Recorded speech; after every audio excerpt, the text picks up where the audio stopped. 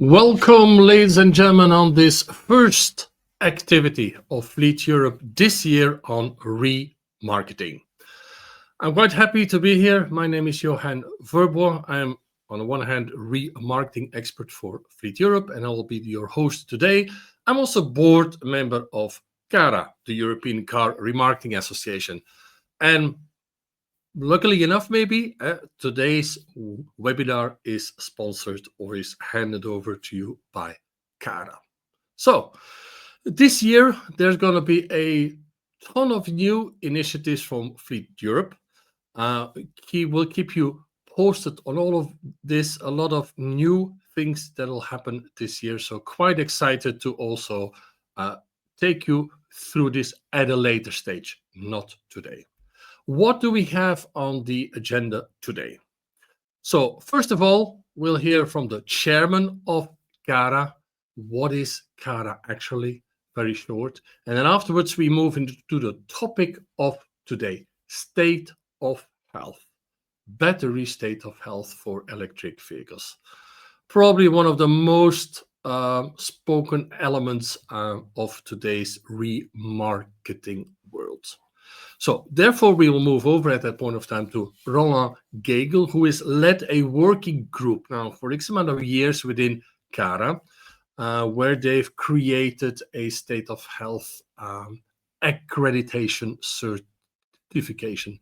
And we'll hear from three experts after that about some of the details of what they are working on. Everyone talks about something else, but those details, I'm going to spare them to you now because Roland will introduce them further.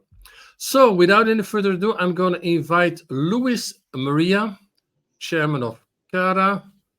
You can call him maybe a bit my boss as well within CARA, but that's okay.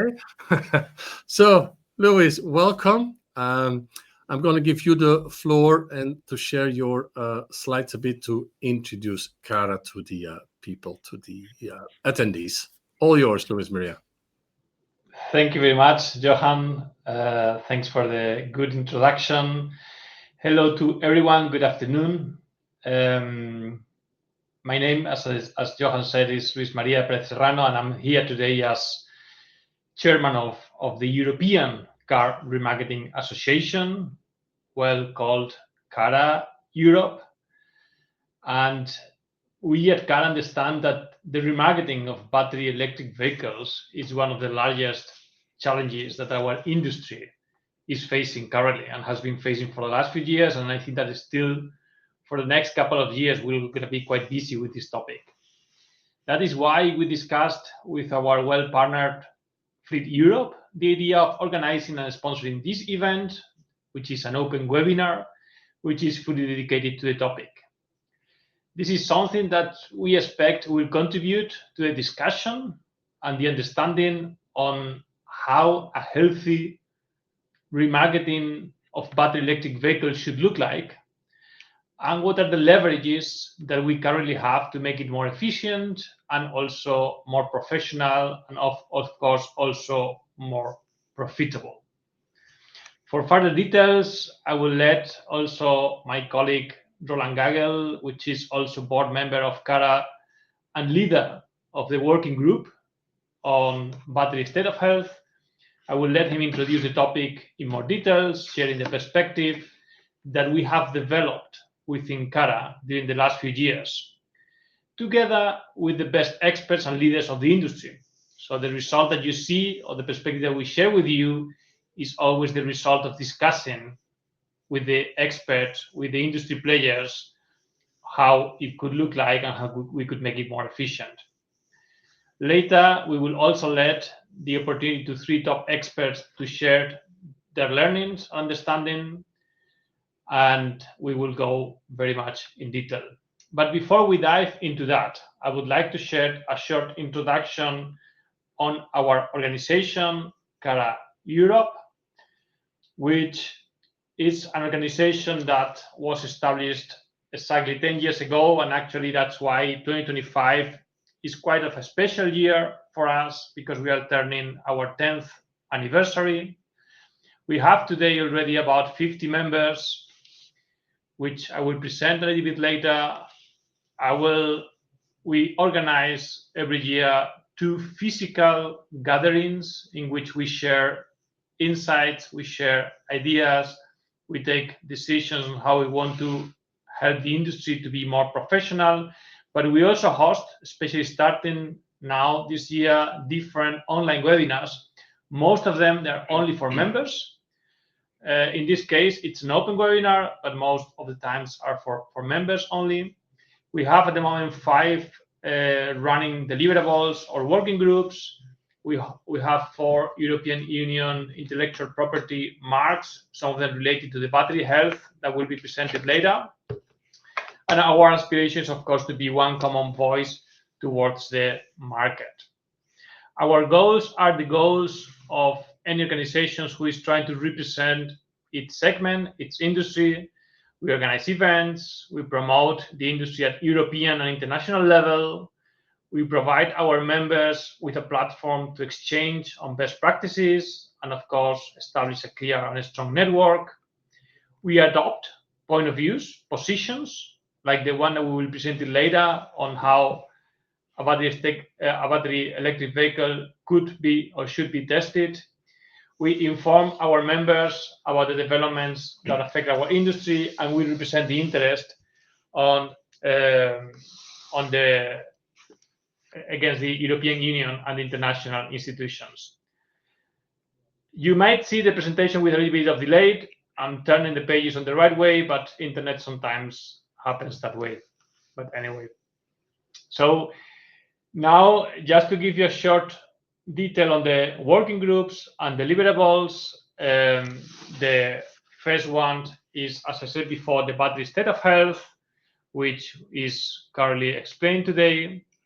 Then we have also a working group on in-car data and how data could and should be used in the most favorable way to foster and facilitate the remarketing process, which at the end will pay out of benefit for the whole industry.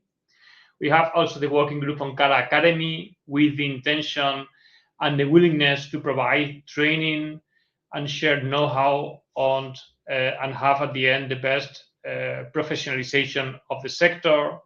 The working group on fair wear and tear, which help us to get a clear guideline on how the defleeting process should look like in terms of damages and charging positions.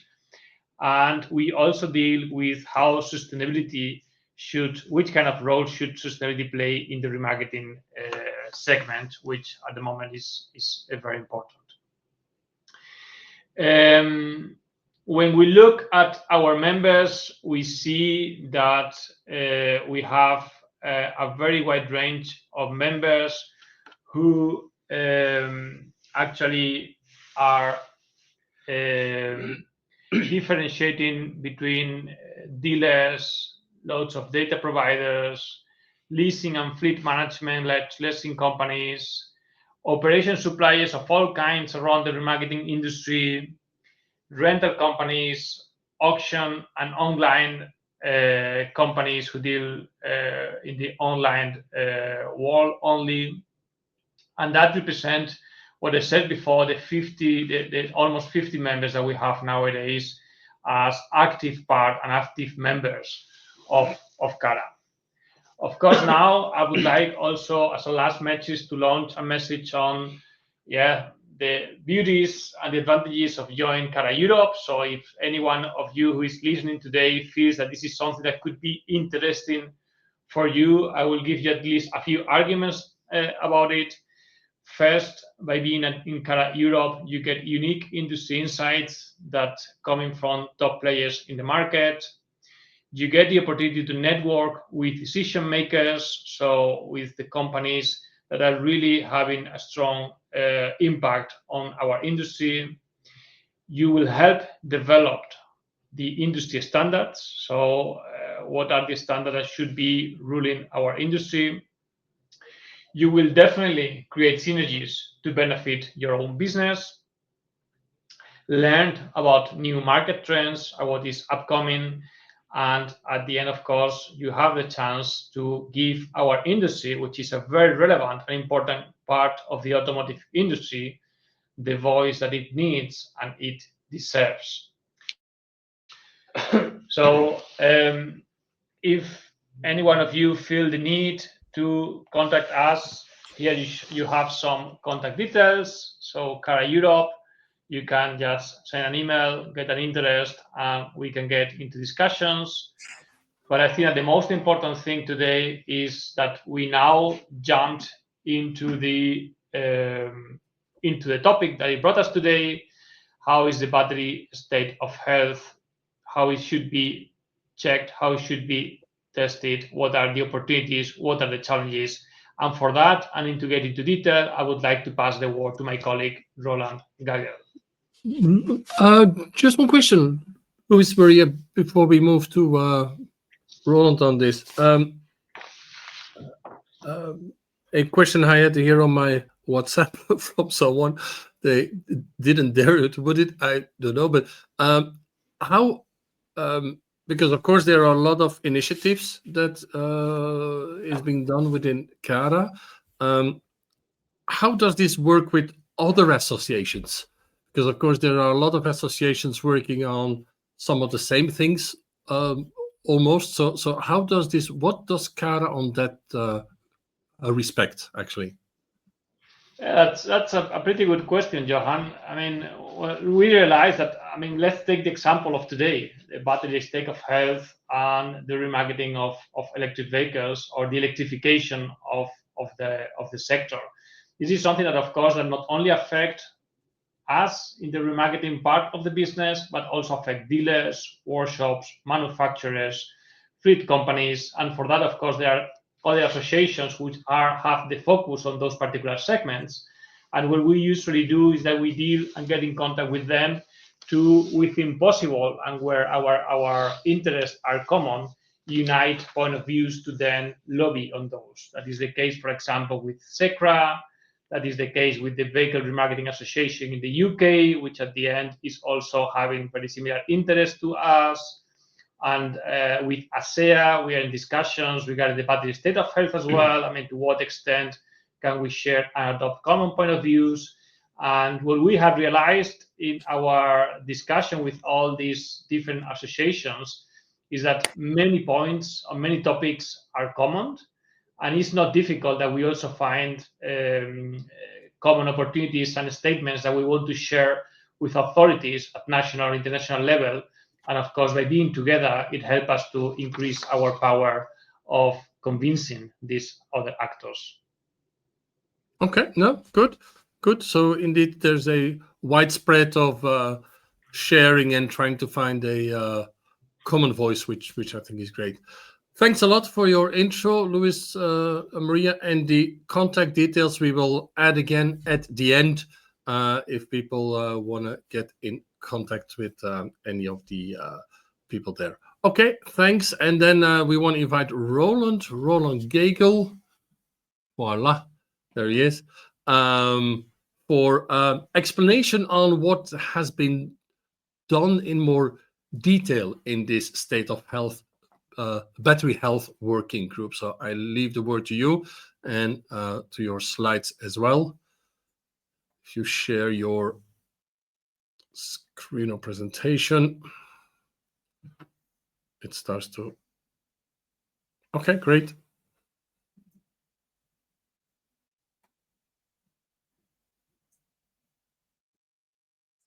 I don't hear him.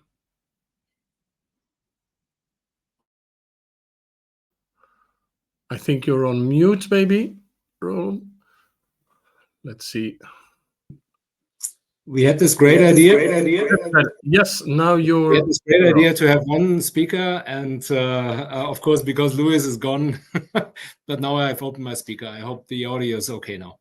Okay, and you can share the slides now, because in the meantime they were out, and then we're all set to go.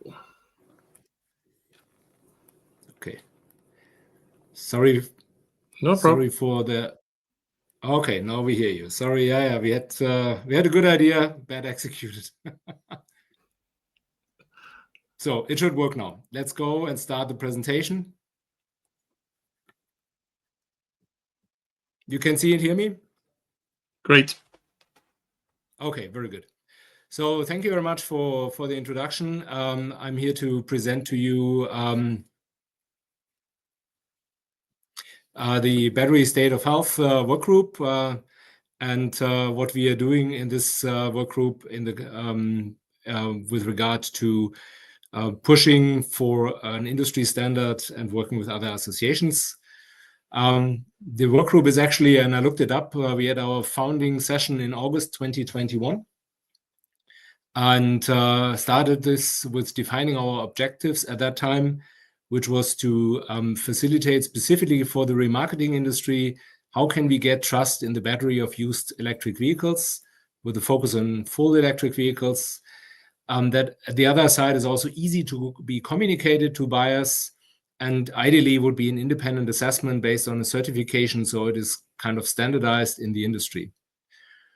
So we set ourselves the deliverable to set the standard for the battery health certificate, the SOH, the state of health, for our industry. And of course, in order to do that, we evaluated different technologies, process options at a very early stage for the individual vehicle battery assessment, also reviewing and validating the real life test applicability of these technologies.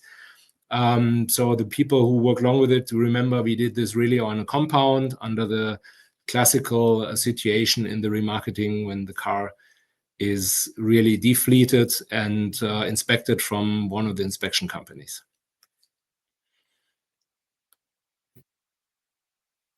Battery health measurements basically has two more or less basic principles. We have decided in CARA that our focus at the moment is a readout of the state of health as a solution that fits most to the professional wholesale trading of the used vehicles. What does that mean? On the left-hand side, you see it. We take the SOH generated out of the vehicle's own battery management system, the BMS. During this test, there's no stress on the battery, so it's not driven, it's not charged. And specifically, we don't need a driving test, which makes the test quite well integratable into the remarketing. This is a battery health check CARA approved that we have registered with the EU IPO. It's fast, easy, quite easy to reproduce. We don't really have liability risks because it's the OEM value. But of course, it's not independent. It refers to the OEM data. And today we have discussions about this. But at the moment, it's also very easy to validate because in the end, we validate these tests with the OEM readouts. On the right-hand side, you see what is the other methodology is really a diagnostic test of the battery to measure the battery state of health completely independent. You go deep into the battery. Normally, you have to stress the battery by charging, discharging, driving. And then you get a deeper understanding of the real situation in the battery is independent, and it can also discover possible damages and hidden degradation, which is maybe not visible from the BMS itself.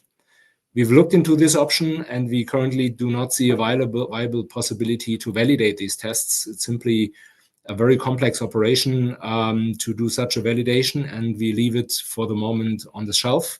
There's also the open issue of the liability of a different value from what the BMS is displaying. Where are we with the certification? We have 3 companies that are certified under the scheme, and you will enjoy their expertise later on, Avilo, MOBA, and Power Check Control. They are certified under the scheme with their tests. Flash test from Avilo, MOBA Certify Pro, and as I said, Power Check Control from Leica Lab, marketed by Quattro Water.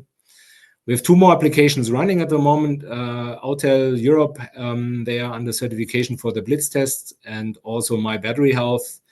Autel is already in the test with TÜV Süd, who's doing the validation test with My Battery Health. We are still in final discussions. We have further applications that we expect from partly from members and from non-yet members. We have a very high requirement on the coverage, which is currently 85% of the registrations on electric vehicles from the previous year's first half year. So that's forces the companies to be really up to date with their tests. We see very good take-up of the tests by the CARA members, and how the CARA members really push to use only the CARA certified tests for the SOH communication. But of course, CARA is not the world, and the used car market is far bigger than just CARA. So how do we push this into the further market? So what we have done, and also answering the question, how do we work with other associations? We are working with other associations, and I'm looking on the screen. Yeah, it's coming up. We're working with other associations, and recently, finally, after a long try with ACEA, the European Vehicle Manufacturers Association, and VDA, the German Vehicle Manufacturers Association, probably the two most powerful associations in Europe. We met with both of them and explained them why do we push for a common communication on the SOH, and the lack of the OEMs at the moment to really communicate this. So when you go on most certified pre-owned websites from them, you will not see a single word about battery health and about SOH. And we believe that this is harming the whole industry, and we need help from them also in the communication. We've also addressed all the 13 European OEM groups that have a significant market share. Only so far, I have to really highlight, BMW has replied and is really interested in the subject and also understand what we are doing. So we are in continued discussion. We addressed to all of them that the in-vehicle BMS state of health is a key value for the communication of quality of used electric vehicles, and that we would ask them to help us to push more for the communication of the SOH in order to get used EVs faster and at a higher transaction price sold. What's still open at the moment is really to discuss this also with the used car platforms, like the B2C traders, how the SOH can help selling a used EV faster. And from own experience, just putting a vehicle on one of the platforms, you can't even put the value somewhere. There's no click. Maybe the dealers can do. As a C2C seller, I can't do. And in the end, I have to put it in the headline when I sell the car that it's a model with 100% battery SOH. The reality we see in the market, and I think you will hear about that later on, and very interesting information also coming here in studies, the EV batteries are much better than the consumers believe. And but of course, that's only the statistic average. Nobody wants to buy the one bad car, the famous lemon, that has the bad battery. So in transparency can help to show that batteries are good, because the consumer trust is still low, and everyone decides that he or she would get the bad car. So you have a price degradation, classical lemon problem. What we like to ask you also to support is to promote the SOH as a measure for the used batteries in the market. Everyone can transport this message to the market, and I don't think we really need the government and regulation support. I think it's something we have to do as an industry. With that, I would like to give the word to the experts that really are deep in the business. All the three companies have been long in really researching on this. And as first, you will hear Nico Meyerhofer from Avilo on the batteries SOH impact on the used vehicle pricing. Very interesting data that really is eye-opening. And also on the effects of the upcoming GTR 22 regulation or Euro 7. There's a lot of talk about this, that this will make everything better. Well, you also will hear a lot of information here from Nico, which I think is really to the point.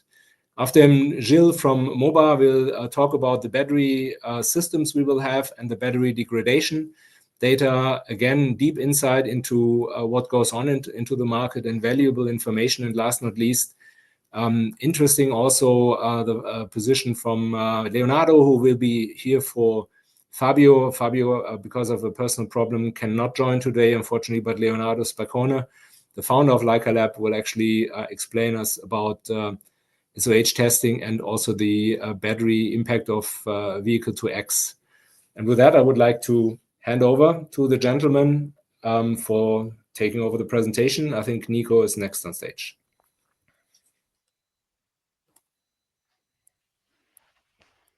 Yeah, hello. Can you hear me and see my slides? We can hear you and see your slides. Oh, great. Okay. Yeah. Like Roland already mentioned, I was working 10 years also at General Motors, having a lot of contacts to dealers, and especially on used car dealers. It's still the point that if people are asking themselves, well, I want to buy a second used car, they're still struggling around because finally the battery is the thing that they makes them maybe a decision like looking for a new car, for a new electric vehicle, or even for a fuel-driven car. Yeah, and that's the big question. Can independent certificates solve this problem? Yes, they can. And in the next slide, you will really see the findings out of our remarketing study we performed. We performed it in several countries in Europe. The sample rate, the representative people were asked were 900 people, so a very good number. So you can take out a lot of experience of that big number of asked people. So the first very good outcome is that 75% of all the buyers they ask for an independent certificate.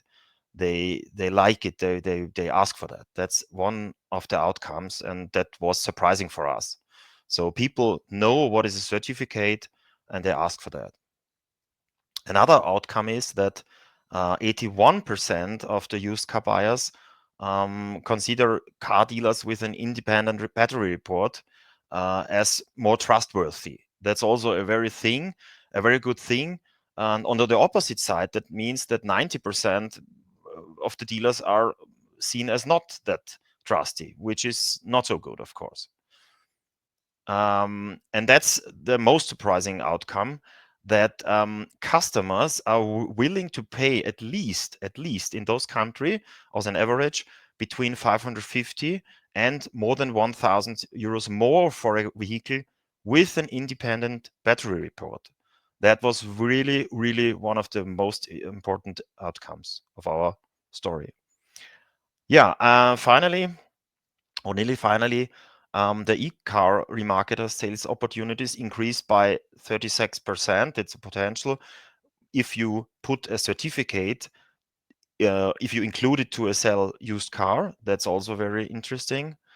And that's another point, that in the beginning, or people that want to buy a new car, we can turn around 57% out of those people into the willingness that they are going to buy a second used car. So we can turn around their mind.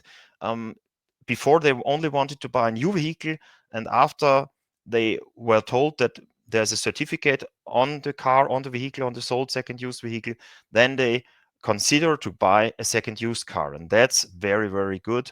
And that brings sales rate of second used vehicle also a lot higher than are now. Finally, I'm also telling something about legal. So on the left diagram, you can see that vehicle is changing sometimes the owner, of course. And our colleague from the legal department, we had a long discussion about that, because there's something in German called Beweislastumkehr. In English, it's proof breach. That's something like if there's something wrong with the vehicle within the guarantee phase, within the first year, the seller has to prove that the vehicle was good when he sold the car. And that's the nice thing with a battery certificate. The seller can prove that the vehicle, the battery, was good. And of course, that's also a nice thing afterwards. Now I come together with the takeaways, and I summarize the takeaways. Of course, customers requesting certificates, like I said. It's a gain of trust to have a certificate with every sold vehicle. You can achieve a higher price, in my opinion, a much higher price. And yeah, you bring a lot of satisfaction to the customer and avoid risks of legal problems, especially after selling the car. Now let's go to the next topic, the GTR 22. The GTR 22 is the GTR is a abbreviation for Global Technical Regulation, and it should bring a little bit more light into a sold vehicle, because the GTR 22 defines the SOH, the state of health. A good thing is from the GTR 22 that it forces the OEM to give access to harmonized SOH. I will come later on what does it mean. The next thing is that's an energy-based. It's defined that it should be an energy-based, a kilowatt-hour-based SOH, and it should be accessible without a barrier. We can discuss later what that means. Yeah, other advantages are like the OEMs will implement that GTR-based SOH with the Euro 7, which will come at the end of 26 roundabout. There's also a basic calculation defined within the GTR 22 and conditions for a valid SOH calculation within the battery management system. So this is also a very important thing, that there has to be a quite a big cycle driven by the owner before the car is sold. Yeah, but there are some lacks of the GTR 22, and I summarized here the lacks of the GTR 22. So the one point is there's no clear definition how to get the SOH. There's also not defined a protocol how to access the SOH, and no rules how to read out the SOH. And there are no other battery characteristics defined in the GTR 22. Yeah, and that brings us to a good advantage of independent battery certificates, because all those lacks can be closed by companies that are offering independent battery certificates. Yeah, and now the takeaways regarding the GTR 22. Well, use one diagnostic tool for all the different vehicle brands, vehicle types, and protocols. We, the SOH provider, also have security access to all the different vehicles, because this is also coming up, and we solve this problem. And also, of course, very important is easy plug and play. So that means independent of the vehicle type and brand, just plug it in and get out the SOH. Yeah, and of course, the CARA certification is also very important. Yeah, thank you very much. This was from my side. Thanks a lot, Nico. I know that you were planning to be on the ski slope afternoon, so thanks a lot for coming in for this hour and a half. I hope that's nice weather that you can still go out afterwards. But thanks a lot. We will take some of the questions at the end, as I said. And thanks, and I would like to invite Gilles de Buchy, co-founder and chairman at MOBA. Bonjour, Gilles. You're still on mute, but that'll be changed in a few seconds, I'm sure. I see it on that's okay. Better. Hello, everybody. Okay, and so you're going to talk about battery, huh? Gilles, battery, the degradation and a bit role of different systems on it. So thanks a lot for joining, and you can share your slides and then share the information with the audience on that one. So can you see it? Not yet, but it'll probably come if you started to share. Yeah, it's changing. It's coming. Okay. Perfect. Okay, thanks, Johan. Great to talk to you all. Lot of things to say about battery. We've got only 10 minutes, but we'll try to make it quick and efficient. One topic that we look at all SOH providers, of course, is battery degradation. It's the core of what we need and try to measure with the measurement of the SOH. Nico spoke to us before about the impact of SOH on the price of selling the car, but I can remind also all of you about the impact of SOH on the price of repairing the car. And of course, let's remind us all that today it's very expensive to change a battery pack, several tens of thousands of euros. And in some cases, it's not mainstream. We can change part of the battery, so modules, for example, and it can be a little cheaper, but it's still very expensive. So either you speak in terms of selling price or in terms of residual value or cost of repairing the car when it's broken. It's very important to follow, of course, the degradation of the battery. And if we speak more in detail about degradation, the main important thing, as Roland said before, is it's very diverse. Before you could buy a car looking at the kilometers, the mileage, and the age of the car. With the EV batteries and the EV cars now, you need a third dimension, which is the SOH, because as you can see on the figures, for a certain given age or a certain given mileage, you can have a very, very big dispersion in terms of quality of the battery. It can be quite, after 4 years, it can be nearly top of the class, 100% sometimes, and it can be 50% of degradation. So it's very important to make a test for each battery. And obviously now that all SOH providers we share, we have a lot of data now. We can also compare between vehicles to say, okay, for this example, we've got an ID3 with a 94% SOH. Okay, is it good or is it bad? So the next step is maybe to compare this figure with other comparable vehicle, other ID3s on the market with the same age and the same mileage. So to sum it up, you have to remember that the degradation is influenced by a lot of characteristics: driving behavior of the car, charging practices of the vehicle, storage conditions of the vehicle, climate, obviously, and battery chemistry, the one I'm going to make a very quick zoom on. I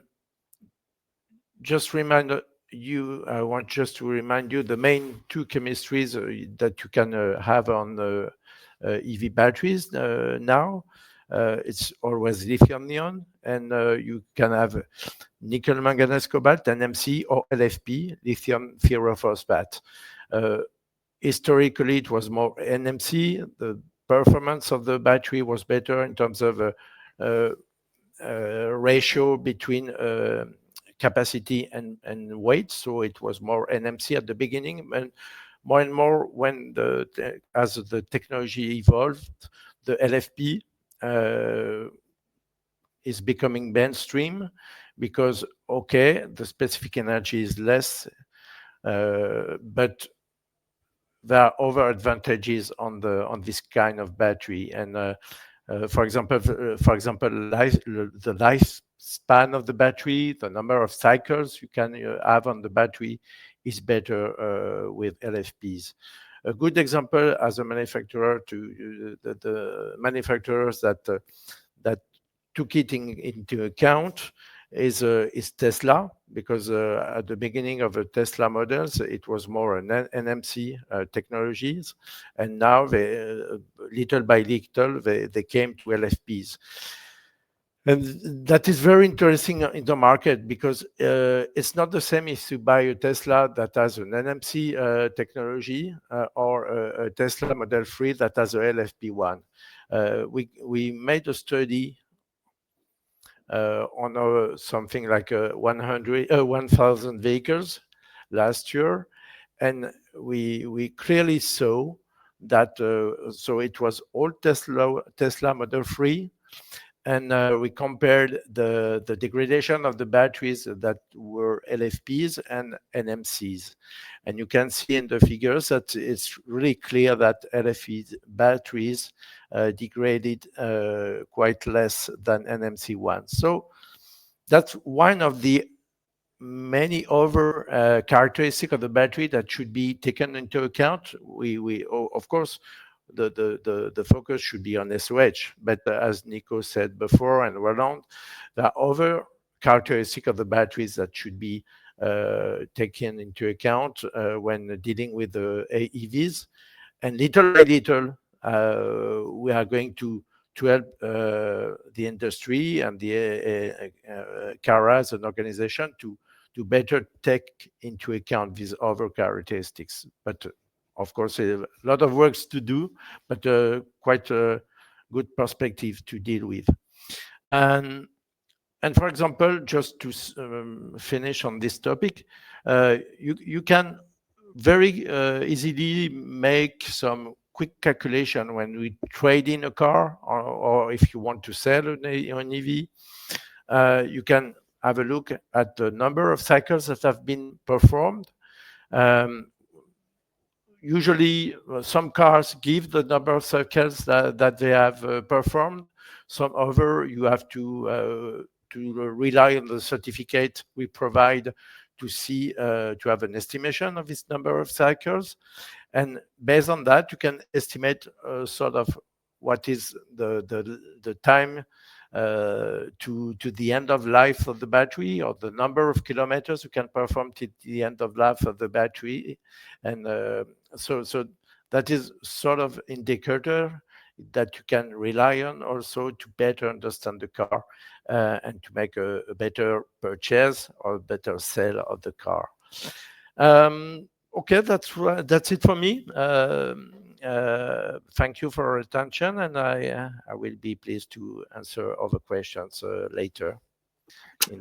Thanks, Gilles. Thanks a lot. Another part of exciting information. As we know, there's so much different areas that we can look at. And last but not least, so keep the questions coming. We already have some, but we will take them after the next presentation from Leonardo. Leonardo, yes, Spaccone, is it right? Spaccone? Yes, Leonardo Spaccone. Spaccone, okay, from PKC. Who's going to talk more about SOH testing in B2B versus retail environment and any impact in the future, which of course is a bit of forecasting, which is a challenge on what's going to happen with V2X, basically all of those elements in the future. So all up to you, Leonardo. I can see. Thank you. Hi, everybody. Good. I'm Leonardo. It's okay? Can you hear me? Yes, indeed. No problem. We can hear you and see everything. Okay. I'm Leonardo. I'm a representative of PKC, Power Check Control, certified CARA provider for battery status certification, and in collaboration with Quattro Ruote, one of the most important automotive magazine in Italy. I start my experience with electric vehicles in 2016 with a second generation of Nissan Leaf that has a small battery. And as an engineer, I start to read data from the OBD port in order to estimate the right amount of energy available for my trip and to estimate the capacity of the battery. Let me say SOH, a sort of SOH certificate. I learn very well to do this work, and I always reach my destination, because otherwise, if we make wrong assessment of maximum storable energy or of available energy, I will not finish my trip, but this won't happen. Then, in the same time, I begin to explore also other aspects of electric vehicles. For example, the bidirectional Nissan Leaf through CHAdeMO port can share energy that can gives energy to the home, for example, Or another aspect that I discovered in the first time I start using electric vehicles was dynamic smart charging. So today I want to investigate with you three aspects of electric vehicles, especially when they are parked, and these are vehicle to grid, vehicle to home, and smart charging. And I will try to illustrate you how the state of health report will help the integration with electric vehicles also to the grid in our life.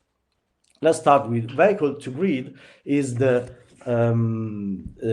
possibility for the vehicle to share energy from and to the grid.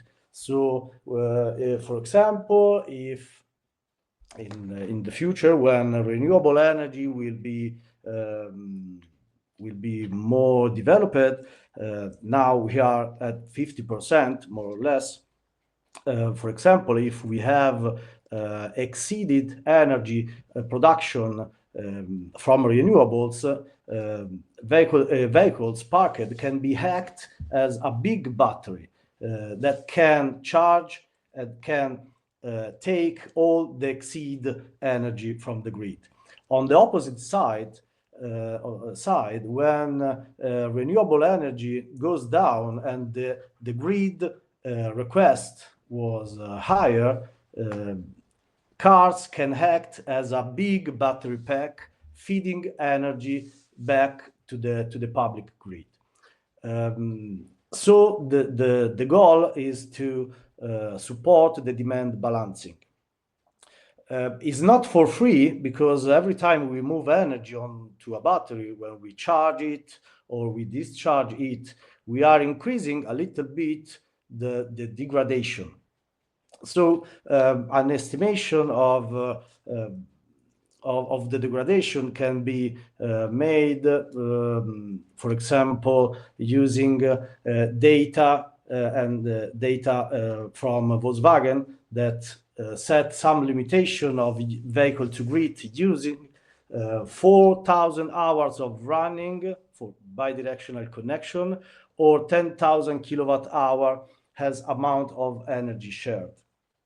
And this is a limitation that can be translated in an amount of kilometers from 40,000 kilometers to 60,000 kilometers, depending on the average consumption of a vehicle. So it's not for free, maybe it's not for all, can be a good choice for fleet or for rental company services, because for them cars are numbers. So they know from the beginning what will be the impact of the vehicle to grid use, and they can set on their model to know what will be the impact on during at the reselling moment. The same will not apply for customer. This is my personal opinion, because user want to care about his battery, and maybe is not so happy to share his battery capacity with public needs. So maybe a vehicle to home approach can be useful for private customer. And the running the system works at the same, so there is an exchange between the grid and the car, but it is made at local level. So the car feeds energy to the home and back when, for example, renewable plant photovoltaic are producing more. On home, the car can be act also as a backup battery, a stationary battery, and it can also allow to buy energy when the price is lower, and then use it when the price increase. But both system, vehicle to grid and vehicle to home,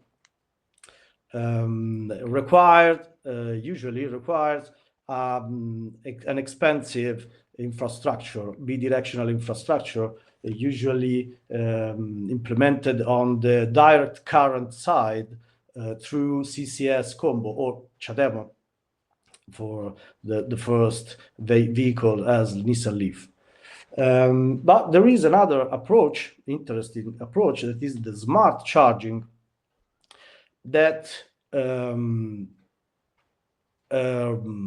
allow to reach quite the same results, because we want to stabilize the grid, we want to offer services to the grid, and we need to use the exceeded energy when the renewable energy on the grid is more than the demand, and it is called peak shaving. So the car will charge more energy, and the charging power will increase. Or in the opposite way, when on the grid there is less energy, the demand is more than the production, the renewable production, batteries can act as a valley filling. This happens on vehicle to grid mode. Smart charging is different between the two we mentioned before, because it is made using a simple and cheap hardware, has a standard wall box with a OCPP, Open Charge Protocol, connection to an external, a central intelligence that can decide to reduce to zero or to increase to the maximum the charging power for that car, accordingly to some optimization strategies. That, for example, one strategies can be to charge, let me say an example on real life, 10 cars in a company park that arrives all together at 8 a.m. in the parking, and all together put on charge. We will face to a peak of demand, because all car will start at maximum rate.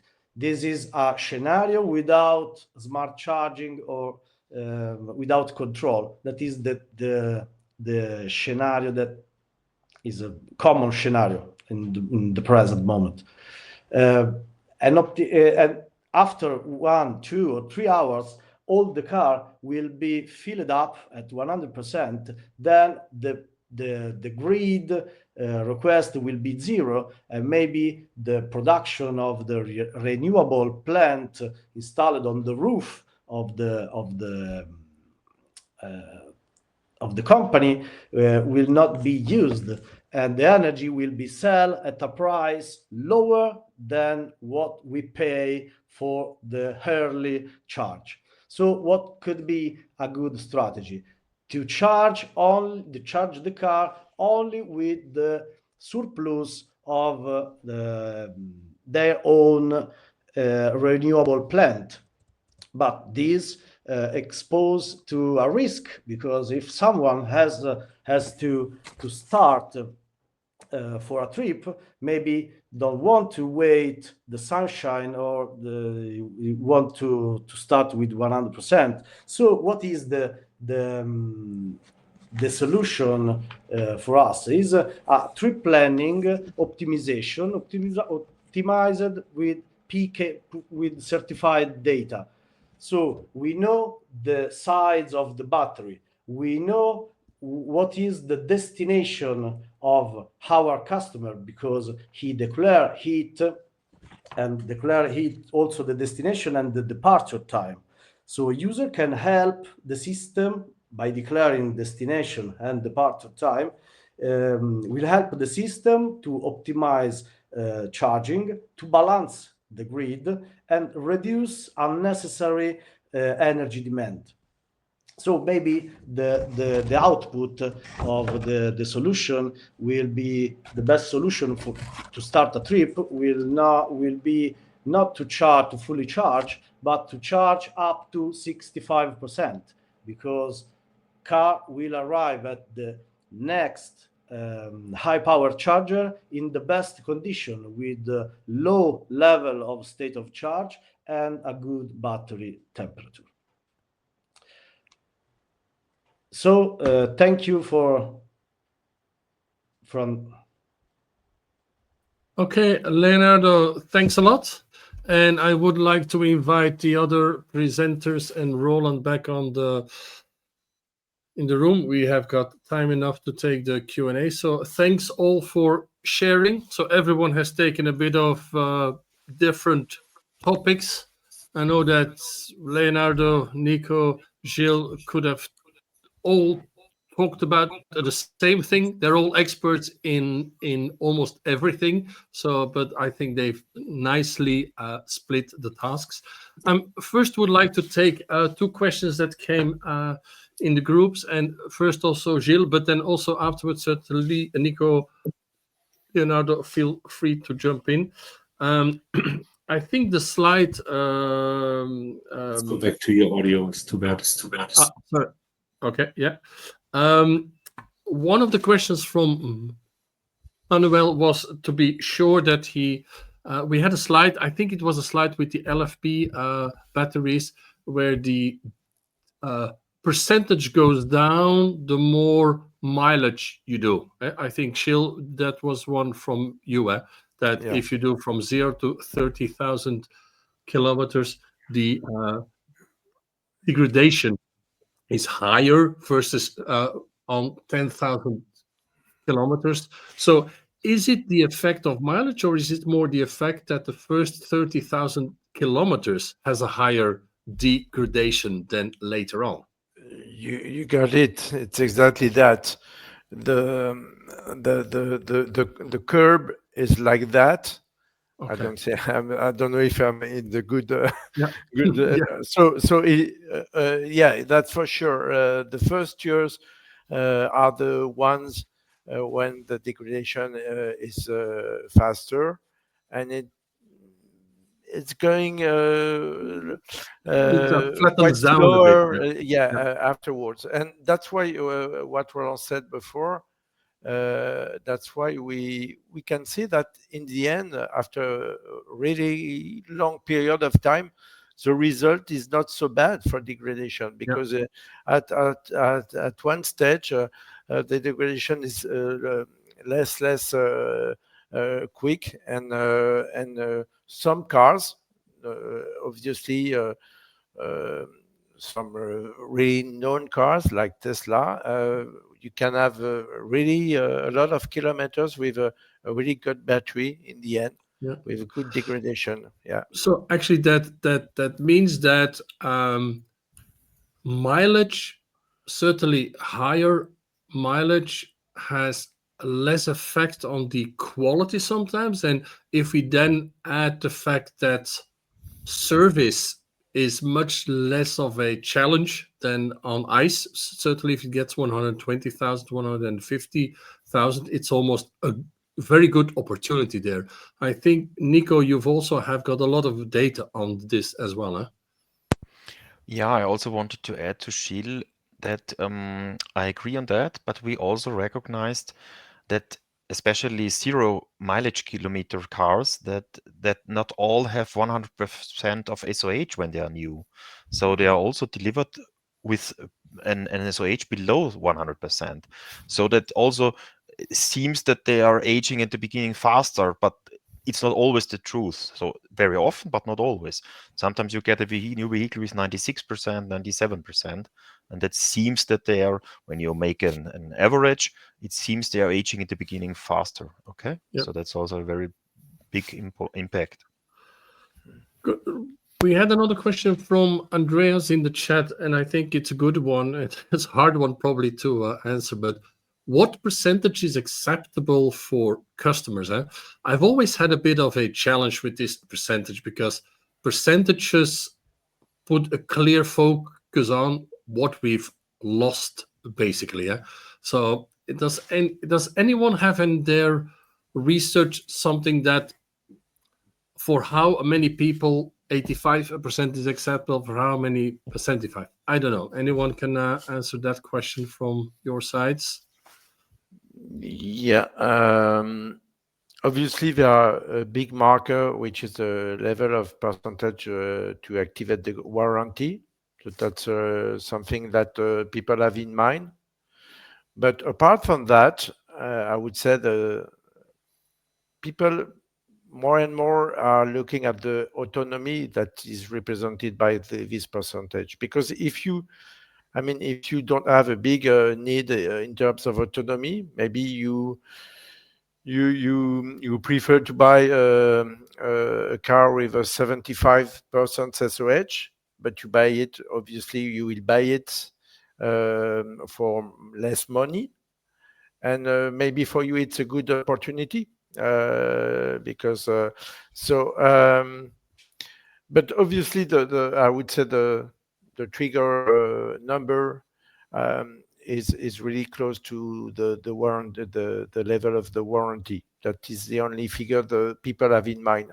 After that, it's more like for other products like 80% is a marker also for people, I think. What we saw, but it's only yeah. Okay, good. No, I think I'll give the word also to you, Leonardo. I think it's clear that there should be more focus, I think, on what's left. If you've got a range of 400 kilometers, car has 110,000 kilometers done, then you know that further battery degradation will not be that big. So I think there is an opportunity indeed to sell. Leonardo, you wanted to add something there? Okay. We've got a question from Pavel from Seva Logistics. Sorry, Leo. Sorry, I lost the connection for some seconds. Okay.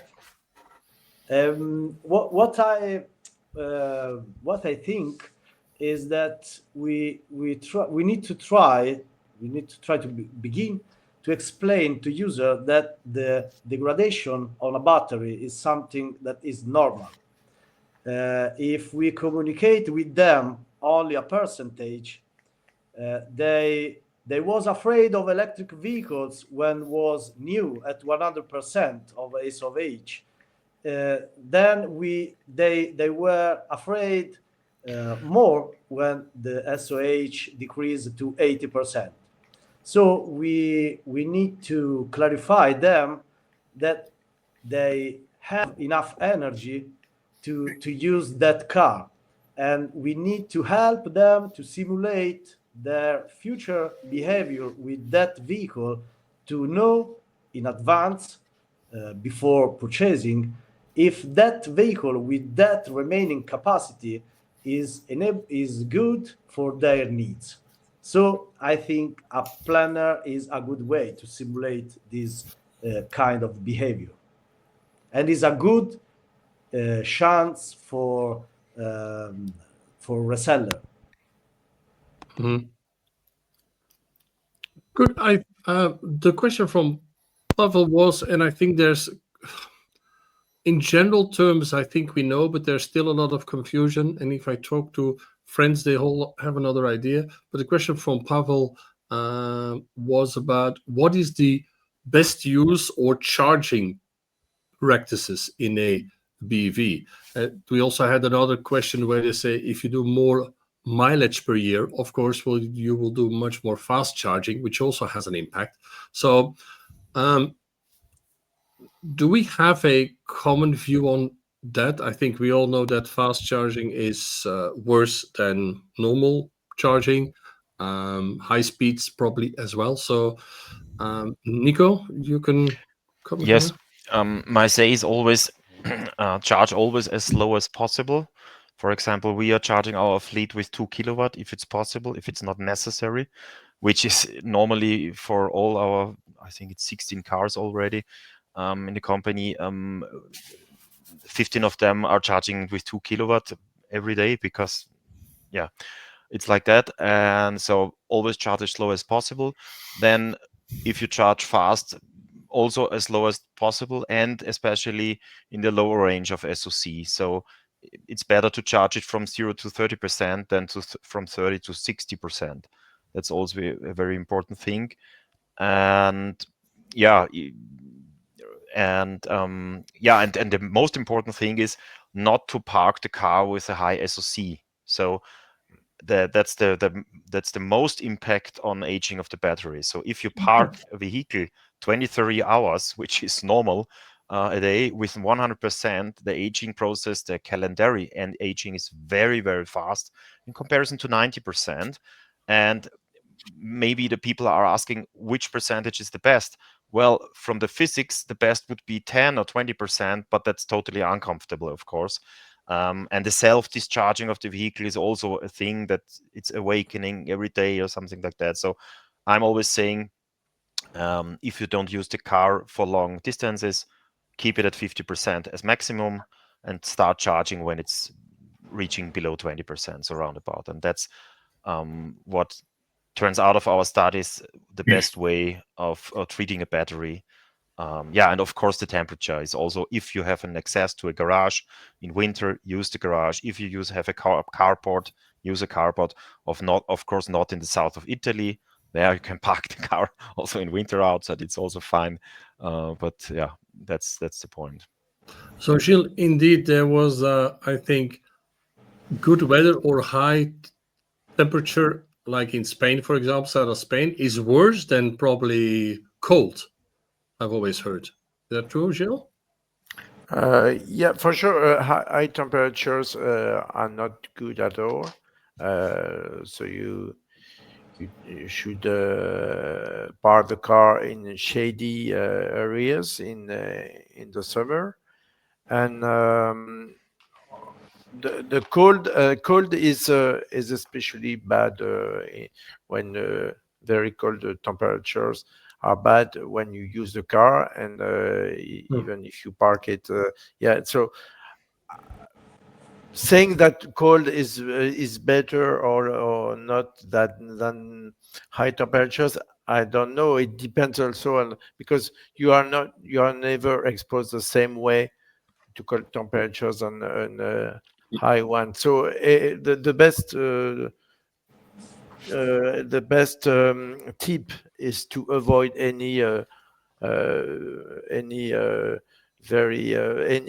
temperatures that are very low or very high. That's yeah. It's maybe worth to add that the battery is mounted below the car usually weighs 500 kilograms, so it's extremely slow in changing the temperature. So when you have a night at 10 and the day at 25, for example, it's quite likely that your battery temperature stays almost the whole day just in the middle, because it never gets cold so fast and it never gets hot during the day.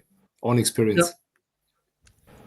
As Nico mentions before, the maximum level charge is an accelerating of the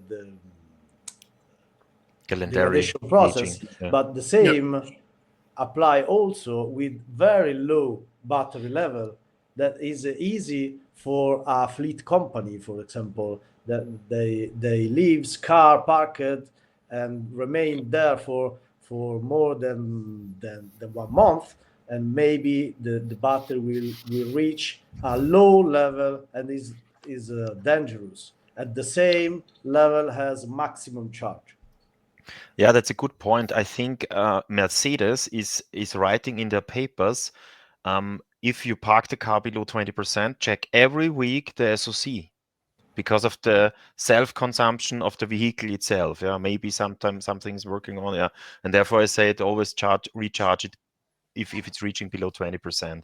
But if your fleet is parked for weeks, then you have to check the state of charge regularly. Yeah, that's good point. Yeah. Good point. Yeah. Yeah. Great. There was a question from Michel Carpas. First for Gilles, and I think the others can comment, but it was on a slide of you, Gilles.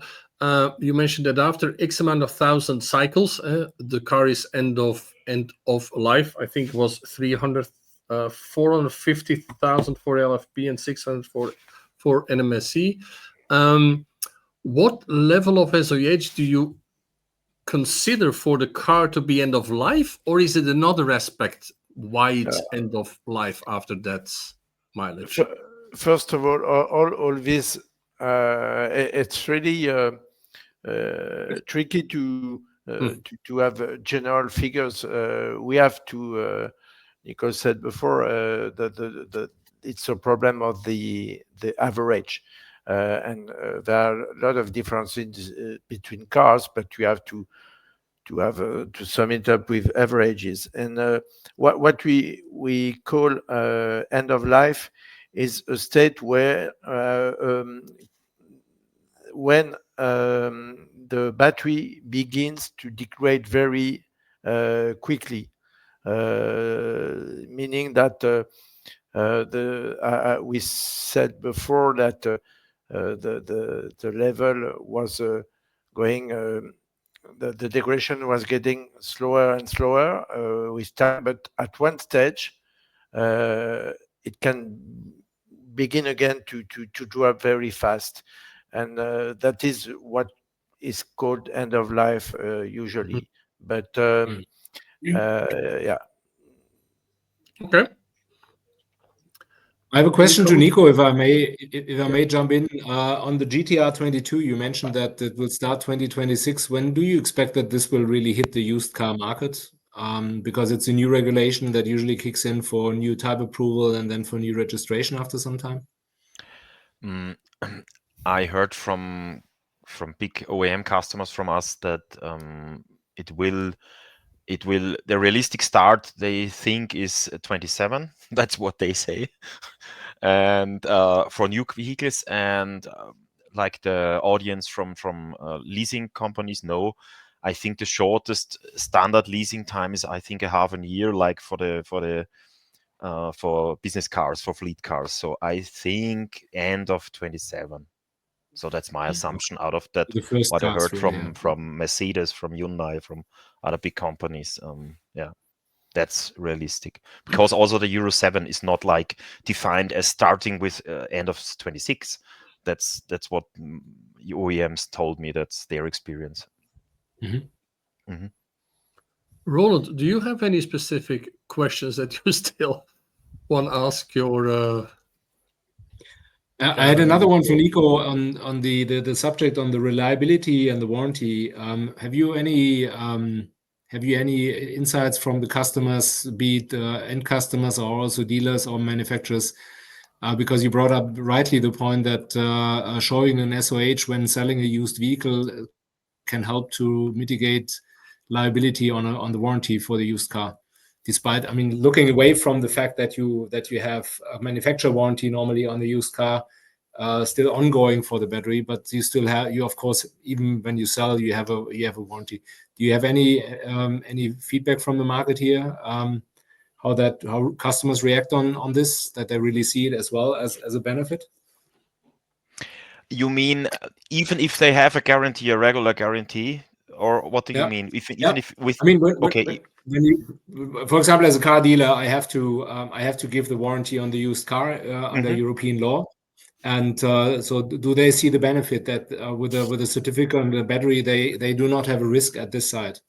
Yeah. Look, we have now our own legal department since 2 months, and together with him, we figured it out, and we started, I think, before Christmas, sending out this information to the dealers, and they appreciated the information, because most of the dealers, well, they did know, but they didn't recognize that with the battery, that's a really a big help for them. If they for 3 times when they buy the vehicle as a second use vehicle, they get a better fit for the value, because like Gilles and everybody's saying, on average everything is fine, but you don't want to buy the bad vehicle, the bad battery.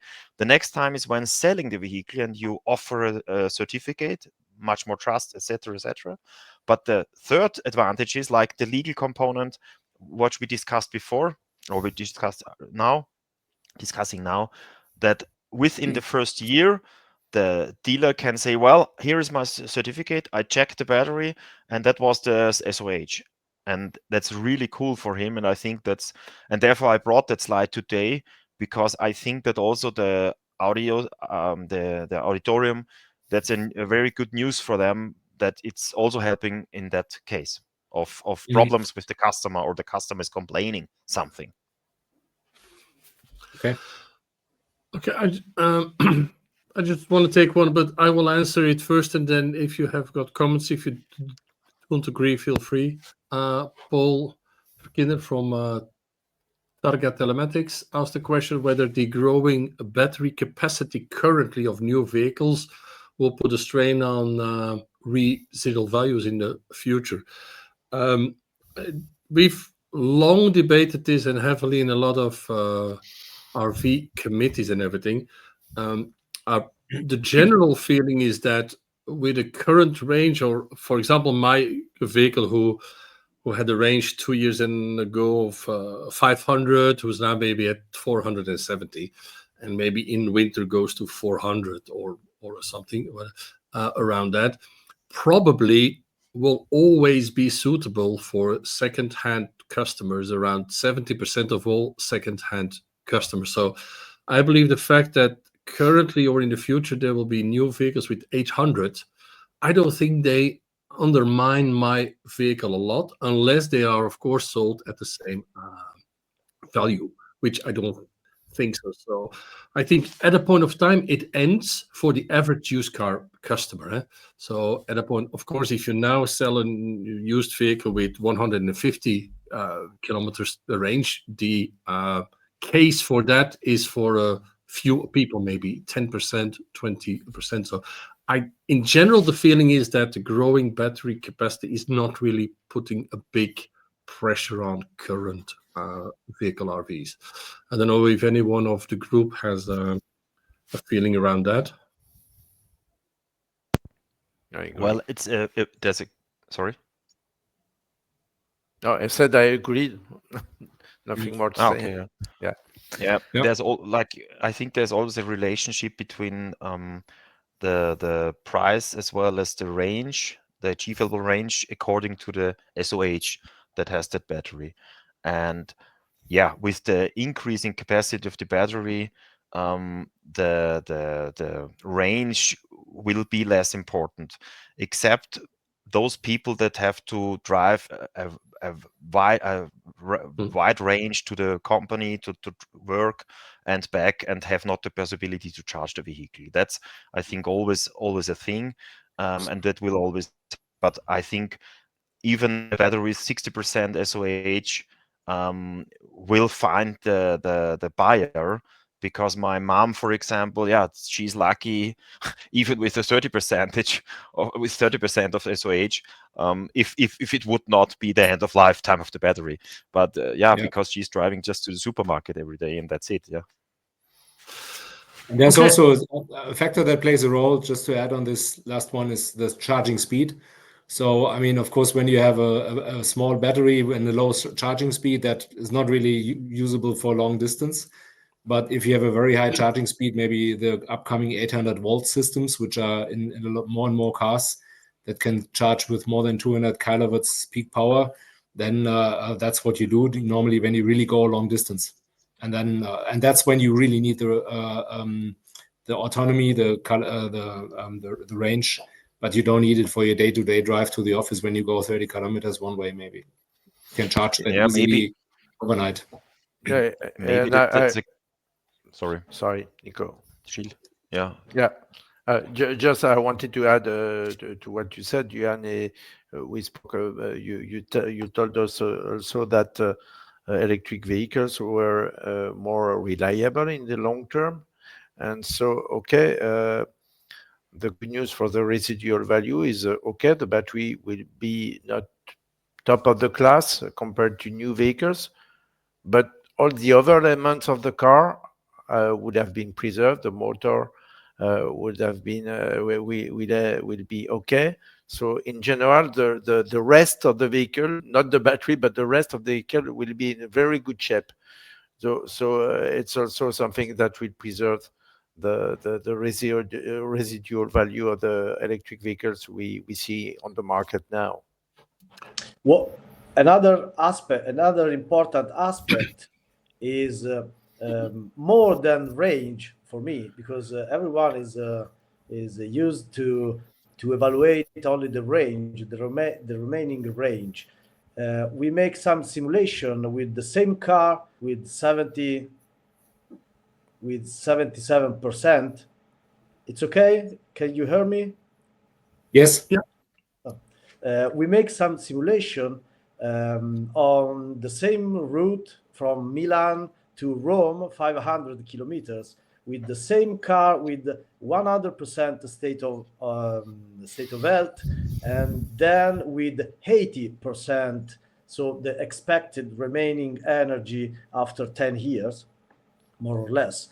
And the result was that both vehicles reach Rome. The second one with less capacity, only with 10 minutes of fast charging more than the new one.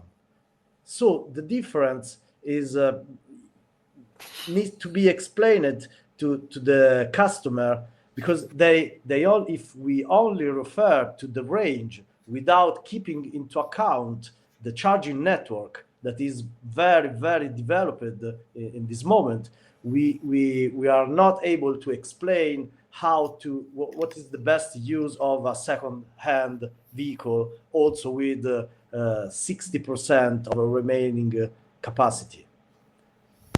So the ends of life, the ends of life of the vehicle is when the battery was broken.